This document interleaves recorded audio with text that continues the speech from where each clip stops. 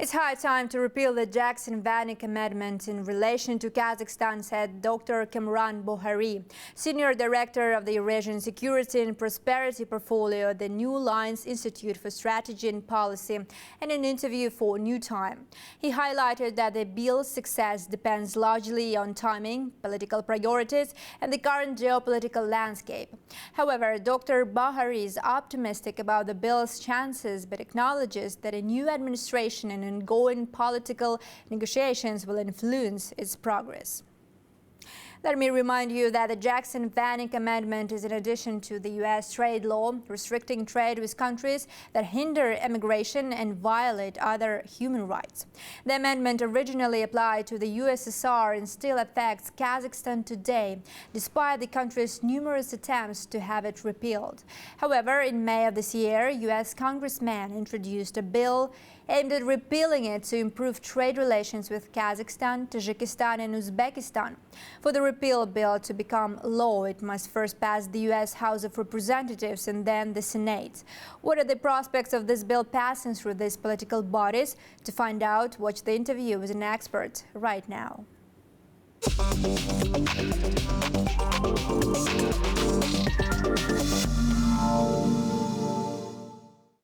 Dr. Bohari, thank you very much for joining us from Washington. It's a great pleasure to have you. Thanks for having me. Yeah, let us talk about the fate and future of Jackson-Vanik amendment. Currently, it remains in effect into some countries, including Kazakhstan. But in May of this year, U.S. congressman introduced a bill aimed at enhancing trade relations between Kazakhstan, Uzbekistan, Tajikistan and the United States. And to what extent do you think it is possible that it's going to be repealed and this bill can pass both the U.S. House of Representatives and the Senate? I think it's possible. I think the issue is one of timing. I don't see any reason why they would not pass. But the question is to build a consensus. And for Central Asia to become a priority, there are a few things that are in, obstacles in the path of this becoming a priority for Congress, both in the Senate and the House of Representatives. First and foremost, this is an election year. And so all politics is local. And therefore, that's the priority. Getting reelected is the priority, and this is a presidential election year, and it's heating up. And as everybody knows, it's a very tight race. So I think that's first and foremost. Second is, let's say we get passed through the elections, and whatever next administration comes in, whether a Kamala Harris administration or a second Trump administration, it will take some time for them to settle into the office.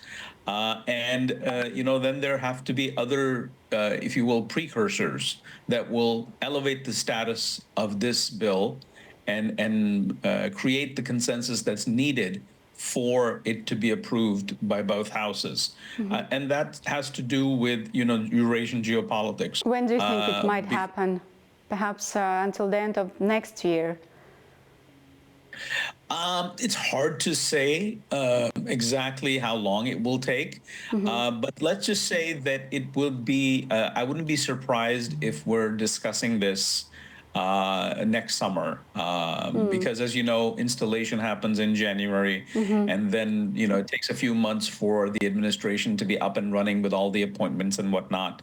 And barring any other problems that may come, about on the foreign policy front or the domestic policy front, I think it will be some time. So can we say that U.S. administration is interested in enhancing relations, especially trade relations between the mentioned states as Kazakhstan, Tajikistan and Uzbekistan? And if yes, to what extent do you think?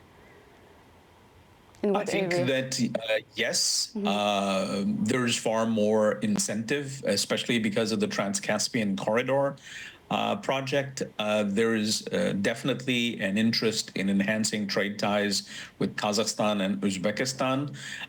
With Tajikistan, it's a bit different because of the situation in Afghanistan and the domestic political situation in Tajikistan.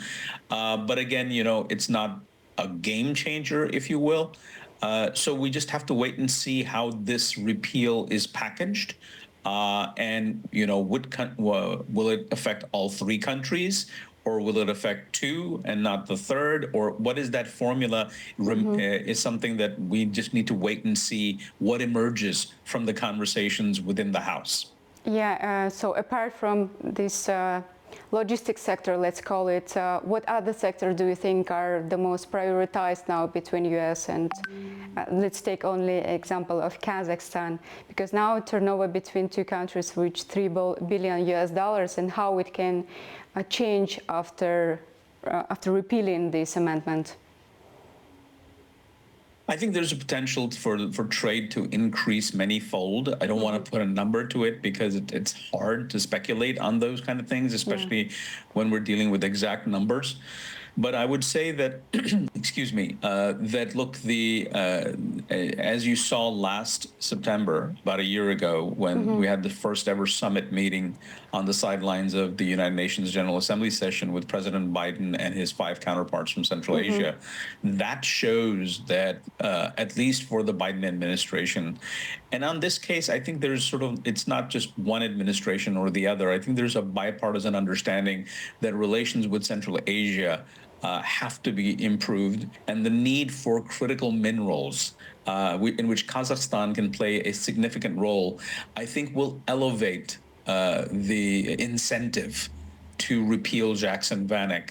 And as you know, the mining and the metallurgy and the development of a critical mineral supply chain from Kazakhstan to the United States and to the West in general is going to take priority. And I think there are many reasons why this amendment should be repealed. That's a good point to stop our conversation. Thank you very much for joining us.